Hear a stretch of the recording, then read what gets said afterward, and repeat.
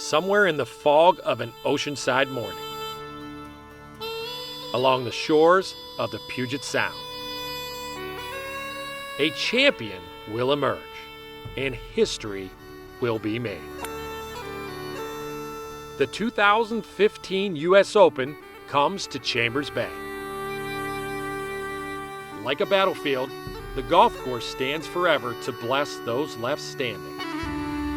Some will find immortality, and others will fade away. Welcome to a special edition of 18 Holes. I'm your host, PGA golf professional Jimmy Hanlin. And I'm your co-host, Big Break champion, Carling Nolan. Carling, we wanted to experience this new U.S. Open golf course before the players did, and here we are. We're going to show you every fantastic hole in this golf course and fill you in on all the things you need to know before this course becomes legendary. Legendary? Now that's a little presumptuous. No, not really, Jimmy. This course is in the record books already. Built in 2008, this course brings with it a number of firsts to this prestigious golf tournament. The sandy dunes rise from 10 to 100 feet covered in fescue grass. This is the first fescue golf course of the U.S. Open. Reminiscent of Irish links golf courses, the dunes at Chambers Bay link the saltwater to the fairways. It is the first true links golf course of the U.S. Open. And for the first time ever, the U.S. Open will be held in the Pacific Northwest. I told you, Jimmy, it is legendary already. Oh, well, you know what? This is like a new car. You're so excited to take it out for a spin, except for this golf course, it's like a Maserati. Don't you get too revved up yet. This golf course is so interesting. No carts, all walking. We are going to need a caddy. Meet Brian Pierce. He's going to show us the nitty-gritty on all the holes out here. All right, Brian, how about a little advice on how to kick it off at Chambers Bay? You definitely need to be in shape. This is a long course and physically challenging. Holes 4, 7, 8, and 12, all uphill, and finishing strong here is definitely going to depend on how fit you are. Well, that's no problem. I'm fit as a fiddle. Fit as a fiddle. We'll see when you get back to those U.S. Open tees. 7,500 yards out here. 7,500 yards? That's a walk in a park for me. Walk in a park. More like a 7-mile hike. Well, at least you don't have to carry the bag. That is true. We're going to have a caddy today, so we're going to be playing this golf course just like the tour players will. And you know what? Those tour players will be following in our footsteps. Well, let's lead the way then. Let's do it.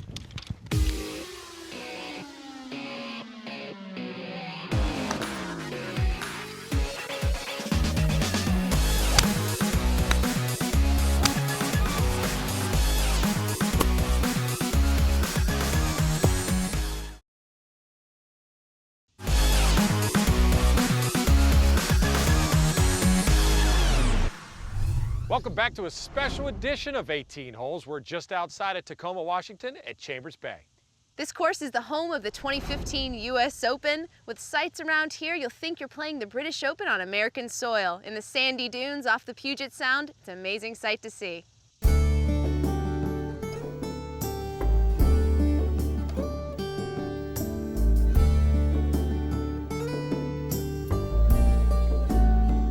Number 6, par 4. This hole's called Deception Point because the whole left side of the fairway is hidden from these back U.S. Open tee boxes. But you gotta trust it because there's a lot of short grass over there. You wanna hit your drive down the left side so you can have a great angle towards the green.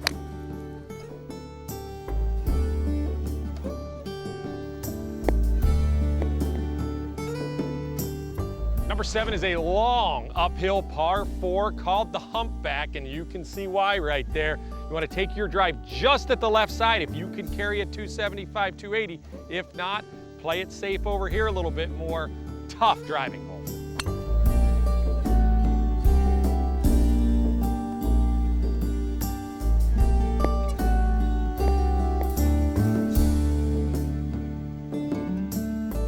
Number 8, par 5, 614 yards from the back edge here where the U.S. Open will be playing. This is the only hole that will be consistent par 5 throughout the entire week. The fairway all the way to the green slopes left to right, so you want to keep it down the left middle, but not too far left or you're looking at a lot of trouble.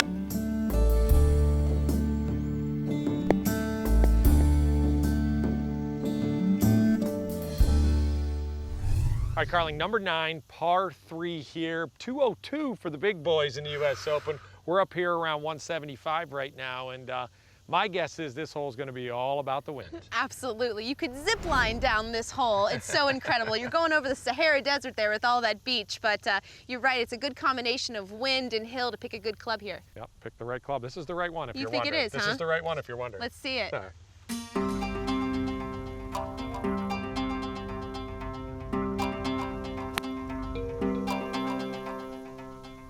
Go a little bit. Come on, get up there. Barely made it. Get back there. Not my best, but it's nice to be up a little higher. I think the wind gets a little stronger than you think up here. Yeah, a little bit. Nice shot, though.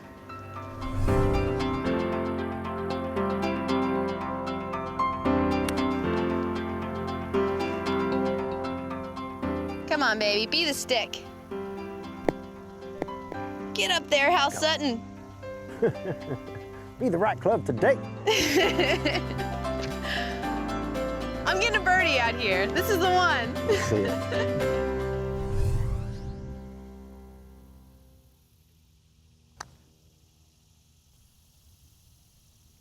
No way, no way. What are you gonna do, right? You know what? You are the man. You are. Thank you. Thank you.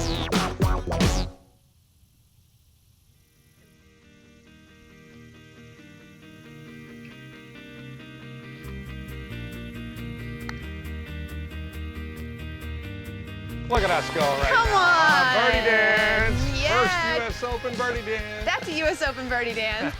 I can't believe us right now. Good putt. How about us? Thank you so much. I love it. Let's do it. All right, what do you say we hit up the back nine here? All right, more U.S. Open golf here at Chambers Bay.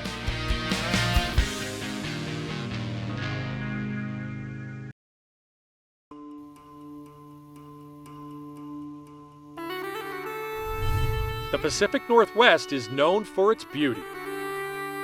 The serene vistas of earth and sky meet at the ocean shores. Chambers Bay Golf Course was designed by Robert Trent Jones. Jones is not just an architect, he's a poet. Jones once said, the formal requirements of a golf course demand intense discipline in the execution, similar to poetry. There is poetry in the land, as there is music in the spoken word, which can only be revealed by sensitive inquiry and careful study. We seek to discover what English poet Alexander Pope called the genius of the place.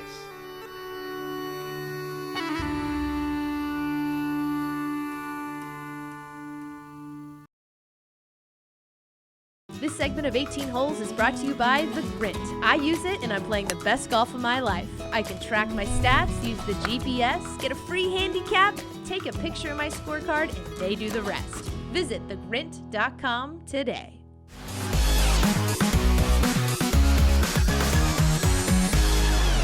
Welcome back to this special edition of 18 Holes, and we are here at Chambers Bay. And you know what, Carling? This is the first time that they've ever held the U.S. Open Championship in the Pacific Northwest. It's absolutely stunning out here, Jimmy. And if you look right next to the water, you'll see train tracks. Now, 40 trains go by every day, loud and fast. In this hole, there's no slow play rule in effect, so people can wait for the trains. Did the trains bother you at all in the last few holes? I've had way more to worry about than the trains in the last few holes.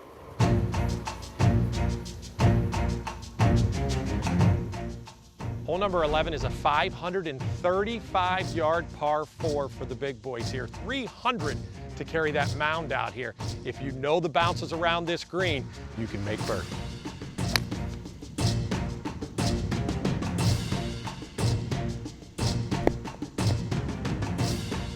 Hole number 12, par 4. They don't call this hole the Narrows for no reason. We have a tight fairway up there with a big bunker, but the distance is short, so this baby is reachable. I'm playing it from 262.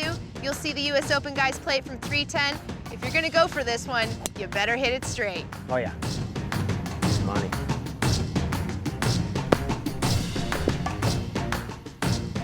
If you're lucky enough to drive this green, it is a seriously long walk straight up that hill. So this is really gonna test the stamina of some players out here. So you need to take a deep breath, relax, and get ready to nail that eagle putt.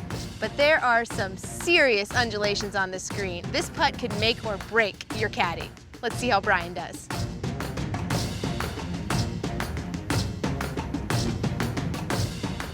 Number 13 is a par 4, one of 8 par 4s that can play over 500 yards in the U.S. Open.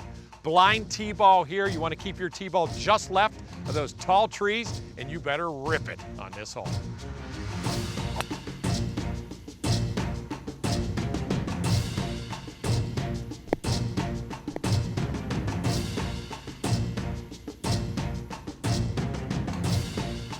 Number 13, long hole here, the widest fairway though in U.S. Open history. It's 105 yards wide. Second shot though, it's right in front of you. Big green, and all the trouble is that nasty bunker in front of the green.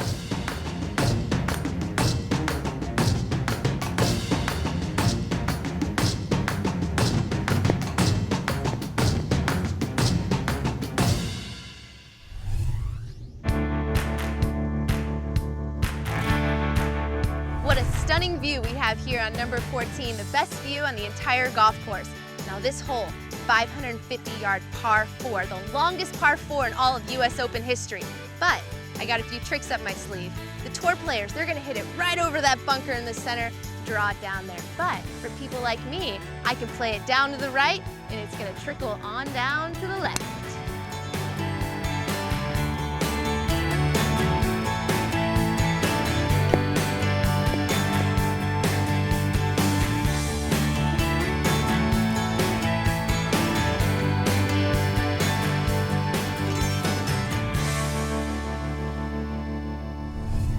All right, Carling, we are here at number 15, and this hole can play anywhere from like 95 yards to 220, 230, 240. This could be a really hard golf hole from all the way back there. Well, it could be really easy from 90 yards too, so it kind of depends, but you're right. Depending on the pin placement and the wind, they can really move this tee box around, so it'd be interesting to see how people play it. One of the most beautiful par 3s I've ever stood on in my entire life, so I don't think that's going to affect the guys in the U.S. Open. I think they'll block that out and just hit good golf shots, but it's affecting me a little bit right now. Oh, I'm gonna take you down on this hole. He's a little distracted. I am a little distracted, but I'm going to hit a good shot. Okay.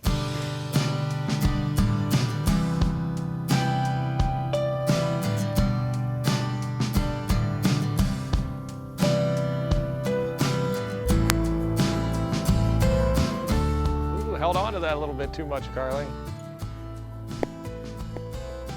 That is going to be a tough putt. It looked beautiful against the water, though. Yeah, it really sure. did. That was the only thing beautiful about that shot was the water right there.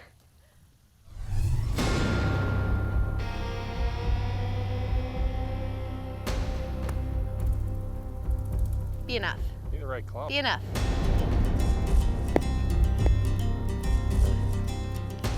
That looks good. Good shot, partner. Good shot. Thank you. Really good.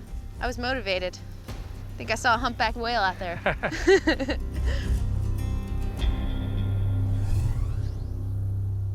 All right, Brian, little slinger here. Looks like you're lined up perfectly. Put a good stroke on it. Oh, I didn't get you, did I, Carling? Oh! Nay.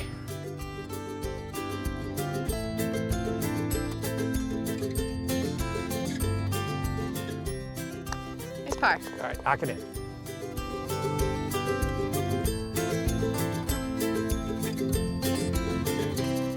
Come on, Chambers Bay, show me what you got.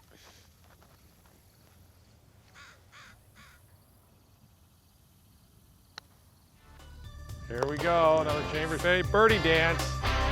This is for the lone fir, which is the only tree on the golf course. You had to show up in front of it, didn't you? I did. I really like it. Good birdie, making your back nine charge. Thank you. Yeah, you know what? Bogey in par 5s, birdie in par 3s. I don't know what I'm doing around here. Let's finish this round strong, huh? All right, we'll do that. And how about the tip of the week next on 18 Holes?